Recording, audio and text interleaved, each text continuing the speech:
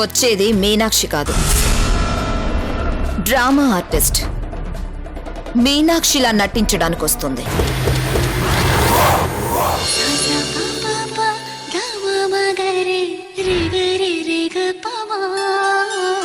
నువ్వా? ఈ అమ్మాయి ఈ అమ్మాయినే పెళ్లి చేసుకున్నా అంటున్నాను. మనం ఆ రోజు గుళ్ళో కలిసాం కదా, ఒక్క మాట నేనే మీ కోళ్ళని చెప్పలేదే. అంటే అప్పుడు మీరు నా పెద్దత్తయ్య అని తెలీదు కదా. కానీ క్రిష్ ఎవరో తెలుసు కదా, వాడు నీతో ఫోన్లో మాట్లాడాడు కదా. కానీ కన్నయ్య ఎవరో తెలీదు కదా. మీరు ఆయన్ని కన్నయ్య అని పిలిచారు. నిజమే నిజమే, నేను వాణ్ణి చిన్నప్పటి నుంచి అలాగే పిలుస్తాను. నిజమే నిజమే. పెళ్ళయ్యి ఇన్నాళ్ళైనా ఫోన్లో ఆయన గొంతే గుర్తుపట్టలేకపోయాను. ఎందుకంటారండి?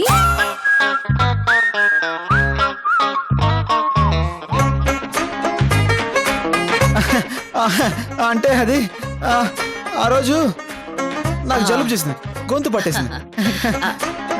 అవును, మరి నువ్వు మీనాక్షి గొంతు గుర్తుపట్టచ్చు కదా.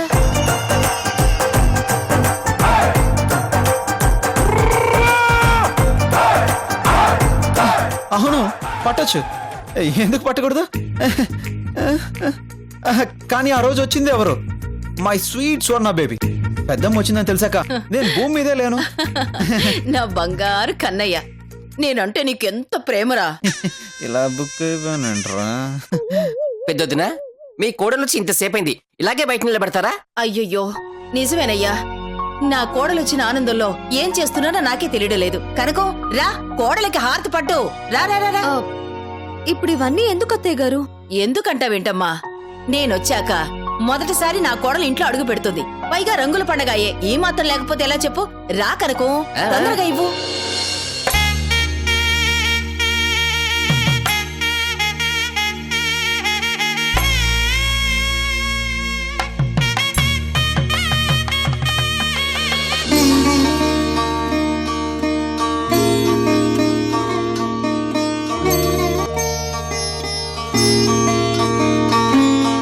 నన్ను ఆశీర్వదించండి అత్తయ్య గారు.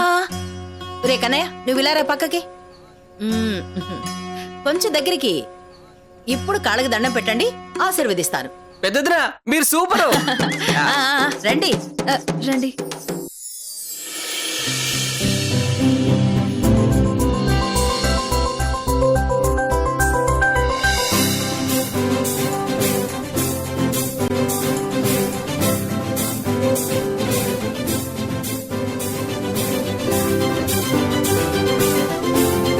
పిల్ల పాపులతో నిండు నూరేళ్లు వర్ధిల్లండి నాన్న.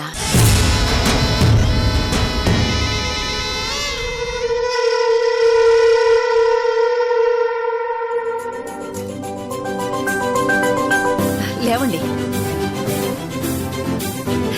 లోపలికి రండి. రండి మావయ్య రండి. అత్తయ్య రండి. అత్తయ్య. ఏంటమ్మా ఆగిపోయావే?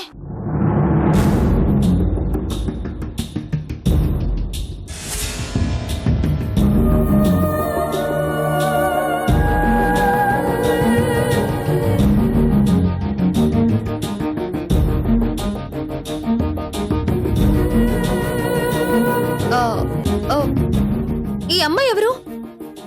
చాలా కొత్తగా వింతగా అనిపిస్తుంది. ఈ అమ్మాయి తెలీదా? నర్సు.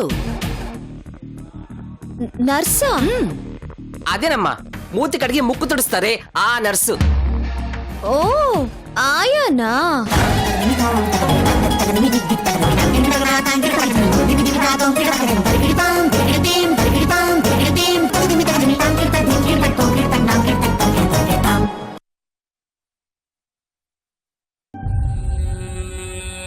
అయ్యే కాదమ్మా, పెద్ద మాయ. నువ్వు వెళ్ళాక వదిన గారి కోసమని అబ్బాయి తీసుకొచ్చాడమ్మా. ఇక నుంచి నీకు కూడా అన్ని సేవలు చేసి పెడుతుంది. ఓహో, 4 రోజులు లేకపోయేసరికి ఇంట్లో చాలా మార్పులు వచ్చాయన్నమాట. నర్స్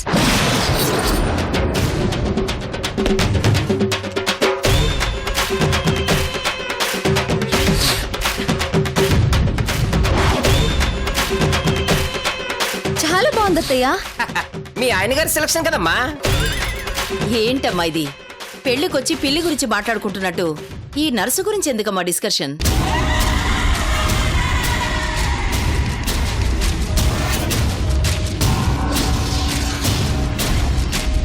లోపలికెళ్ళి మాట్లాడుకుందాం. పదండి పదండి, మైదానం రా. వదినా మాణిక్యం. రావయ్యా.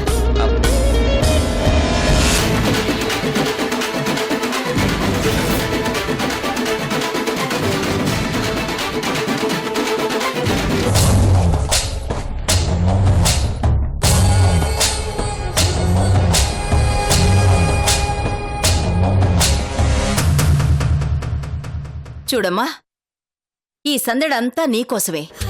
నా కోడల కోసమని ఊరంతా పిలిపించి ఘనంగా ఏర్పాటు చేయించాను. ఏంటత్తయ్య గారు, నేనేమైనా కొత్త కోడల్లా చెప్పండి.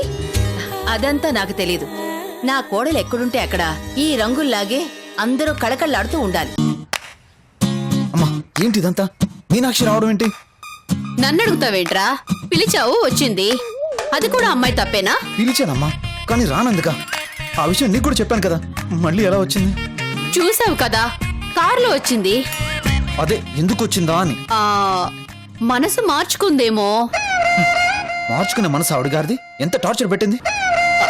నన్ను అడుగుతావేంట్రా? నాకేం తెలుసు. వెళ్ళి తననే అడుగు. అడిగే పరిస్థితుల్లో ఉన్నానా నేను? అయితే ఊరుకో. ఇలా మీనాక్షి వస్తుందని, ఇంత ట్విస్ట్ ఇస్తుందని ఊహించలేదమ్మా. ఊహించని వాడివి ఇంత హడావిడి ఎందుకు చేసావురా? అందరికీ మీనాక్షి వస్తుందని ఎందుకు చెప్పావు? అమ్మా మీనాక్షి వస్తుందని చెప్పాను, కానీ ఒరిజినల్ మీనాక్షి వస్తుందని నేను చెప్పలేదు కదా. అంటే డూప్లికేట్ మీనాక్షి కూడా ఉందా?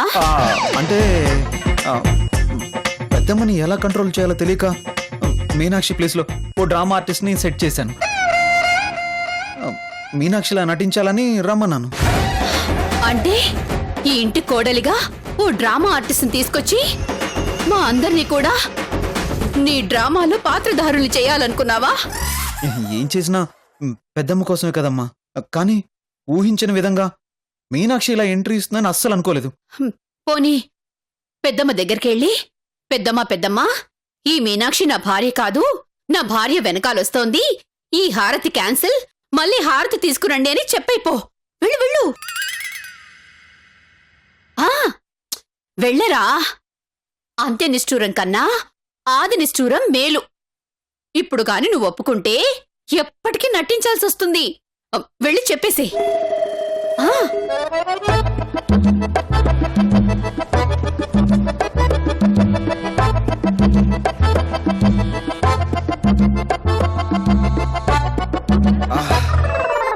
చూసావా పెద్దమ్మని? జీవితంలో అలాంటి అమ్మాయినే చూడనట్టు ఎంత ముద్దు చేస్తుందో. ఇప్పుడు వెళ్ళి నోరు విప్పగలనా? విప్పి పెద్దమ్మని. అప్పు, అక్కడేం చేస్తున్నావే? ఇట్రా ఓసారి. పెద్దమ్మ పిలుస్తుందిరా, వస్తాను. వెళ్ళు, నువ్వు ముద్దు చేయి. మామ్, ఏంట్రా? చిన్న డౌట్. ఇంకెందుకు లేటు, అడిగి. మీనాక్షిని నువ్వు గాని తీసుకొచ్చావా? అంత తప్పు నేను చేయను నాన్నా. ఇప్పటిదాకా చేసిన తప్పులు చాలు. వాటిని పూడ్చుకోవడానికే నాకీ జన్మ సరిపోదు. మళ్ళీ కొత్త తప్పులు చేస్తానా? ఎవరు తీసుకొచ్చుంటారు? పైవాడనేవాడు ఒకడున్నాడ్రా.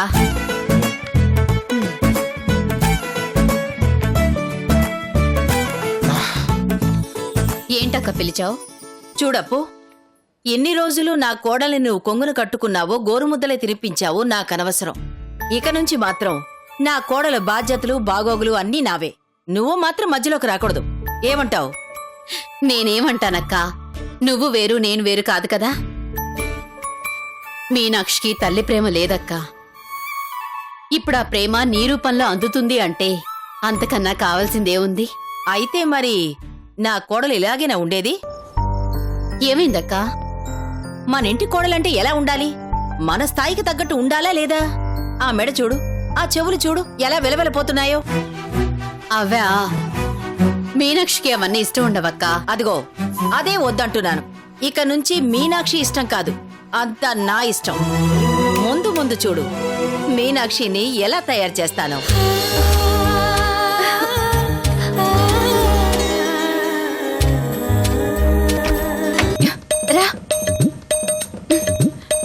ఆ, ఎందుకు తలుపేస్తున్నారు? ఇందాక నుండి బుర్ర బద్దలైపోతుంది మీనాక్షి. నాకు ఆల్రెడీ బద్దలైపోయింది. ఏమైంది? ఏమైందంటావేంటి మీనాక్షి? నువ్వేంటి మళ్ళీ ఇంట్లోకి రావడం ఏంటి? అసలు మాకేం అర్థం కావడం లేదు. మీనాక్షి, కల్లా కూడా ఊహించలేదు. నీ నిర్ణయం మాకెవరికి ఇష్టం లేకపోయినా నిన్ను ఆపలేని పరిస్థితి మాది. కానీ నువ్వు ఈ కష్టాల్లోంచి బయటపడుతున్నావని ఎక్కడో కాస్త సంతోషం అనిపించింది. కానీ మళ్ళీ తిరిగి రావడం ఏంటమ్మా? వాడు నిన్ను పెట్టిన బాధలకి మళ్ళీ ఇంటి గుమ్మం తక్కువ అనుకున్నాం. వాడు నీకు చూపించిన నరకానికి వాడి మొహం మళ్ళీ చూడమనుకున్నాం. కానీ నువ్విలా. మీనాక్షి, మళ్ళీ కృష్ణ నీ దగ్గరికొచ్చి దొంగ కన్నీళ్లు కారిస్తే కరిగిపోయావా? ఇప్పటిదాకా మోసపోతూనే ఉన్నావు కదమ్మా. అయినా నీకు ఇంకా ఆశ చావలేదా? ఇన్నాళ్ళు ఆయన కోసం ఉన్నాను, కానీ ఇప్పుడు నా కోసం ఉండాలనుకుంటున్నాను.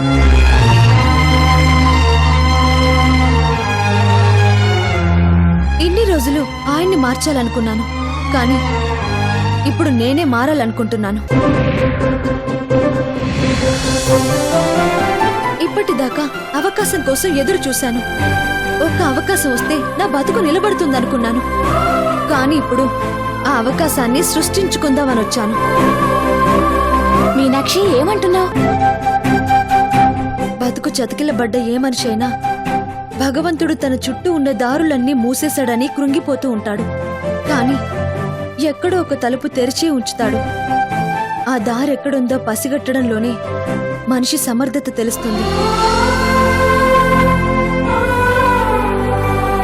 ఈరోజు ఆ దారిని అత్తయ్య గారు నాకు చూపించారు.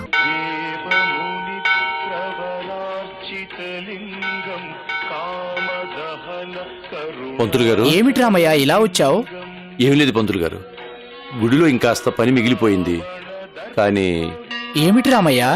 అనుకోకుండా ఓ 10 రోజులు ఊరికి వెళుతున్నాం. రాగానే ఆ పని పూర్తి చేస్తాను.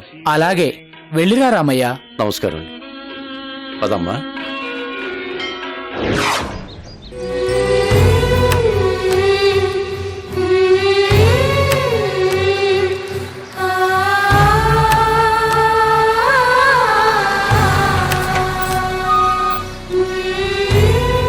రామ్మా, రా.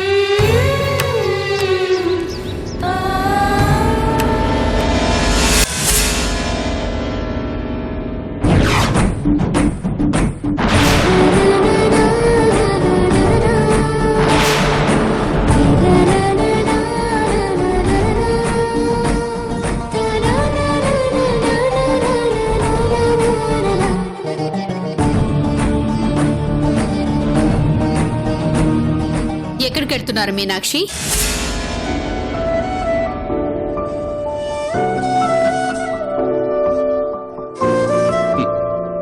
కొంతమంది నీడ కూడా పడని చోటుకమ్మా.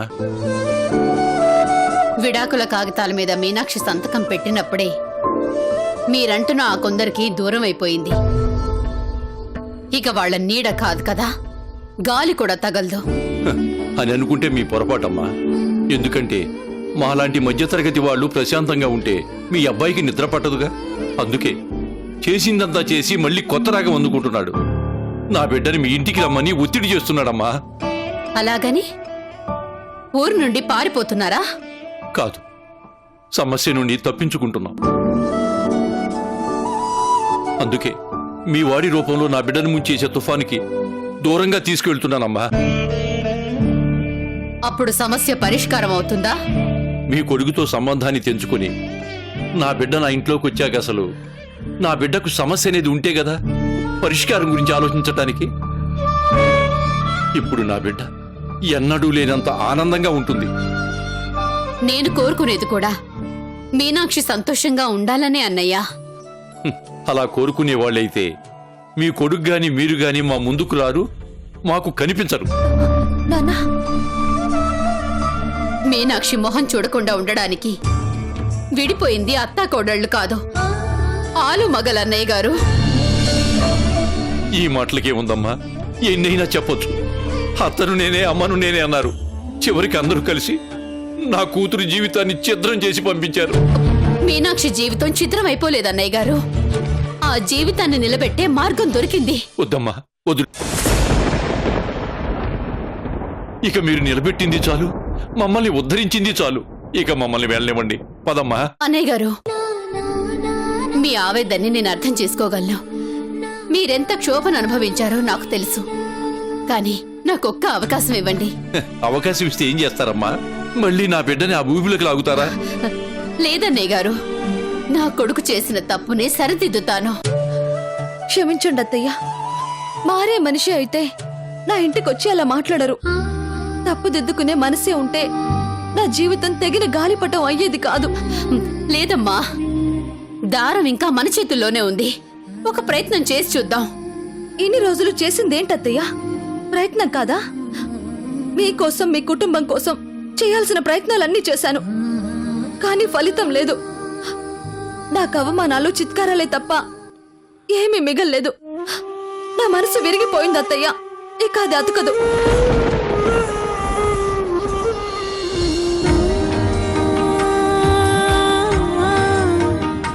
నిజమేనమ్మా, ఒప్పుకుంటాను. నువ్వు చెప్పింది సరైంది కాదు అనే సాహసం నేను చేయలేను. అలాగని వచ్చిన అవకాశాన్ని వదులుకోలేను. ఏ ప్రయత్నం చేస్తే ఏ ఫలితం ఉంటుందోనన్న చిన్న ఆశ నన్ను నీ దగ్గరికి రప్పించిందమ్మా. అంటే నన్ను మళ్ళీ ఆ ఇంటికి రమ్మని చెప్పకనే చెప్తున్నారా అత్తయ్య? మళ్ళీ ఆ నరకానికి మార్గం చూపిస్తున్నారా? లేదమ్మా, కల్లో కూడా నిన్ను ఆ ఇంటికి రమ్మని అడగలేను. నేను అర్హత కోల్పోయాను. కానీ ఇన్నాళ్ల మన ప్రయత్నంలో ఎక్కడో లోపం జరిగిందని మాత్రం చెప్పగలను. గాయం ఒకచోటుంటే మనం మందు ఒకచోట వేశాం. అదే మనం చేసిన పొరపాటు. ఇప్పుడు దాన్ని దిద్దుకోలేమా? అది మానే గాయమే అయితే మందులు వేయాలి. కాని అది ఒళ్ళంతా వ్యాపించిందత్తయ్య. ఎక్కడ మందేసినా, ఎన్ని మందులు వేసినా అది మానదు. కొడితే పడ్డాను, తిడితే భరించాను, ఉమ్మేస్తే తుడుచుకున్నాను, గెంటేస్తే గుమ్మాన్ని పట్టుకుని వేలాడాను. ప్రపంచంలో ఏ ఆడది ఇలా ప్రవర్తించదు, ఇలా ప్రయత్నం చేయదు. కానీ నేను చేశాను. ఎందుకు? ఆయన మారతారని, కట్టిన తాలికి విలువిస్తారని, కనీసం ఒక మనిషిగానైనా నన్ను గుర్తిస్తారని. కానీ అదంతా అపోహని నా కళ్ళల్లో పొడిచాక గాని నాకు తెలిసి రాలేదు.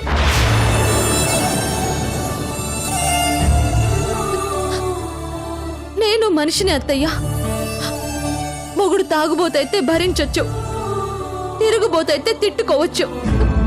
కానీ భార్య కళ్ళ ముందే మరో ఆడదాని మీద ప్రేమ వలుకబోస్తుంటే ఏ ఆడది భరించలేదు. అయినా నమ్మకం ఆయన మీద కాదు, ఈ తాలిబొట్టు మీద. అందుకే ప్రయత్నించాను.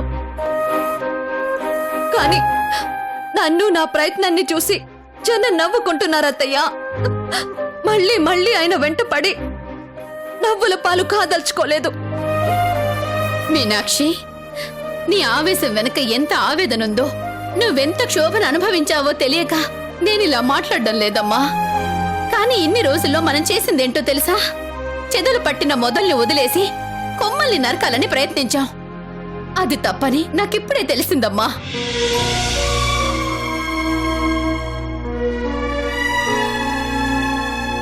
ఆ చెట్టుకు పట్టిన చెదలు పోవాలంటే, మళ్ళీ ఆ చెట్టు కొమ్మలు చిగురించాలంటే మందు వెయ్యాల్సింది మొదలుకో. అది నువ్వే చెయ్యాలమ్మా.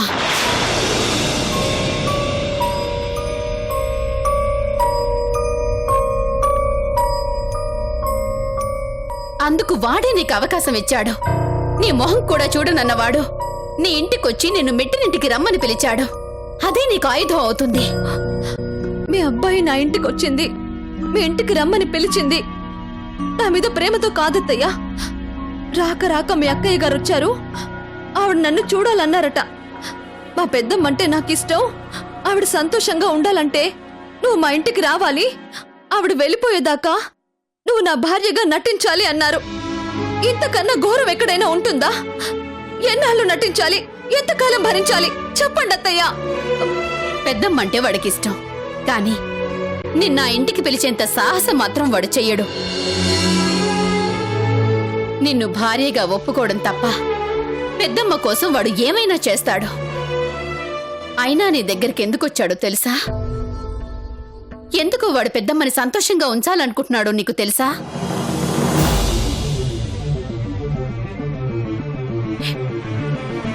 మా అక్క ఇక ఎన్నో రోజులు బ్రతకదు.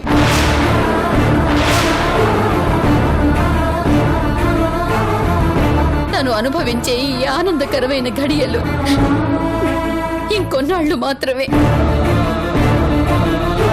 ఏమంటున్నారు అత్తయ్య? మా అక్కకి క్యాన్సర్ మీనాక్షి.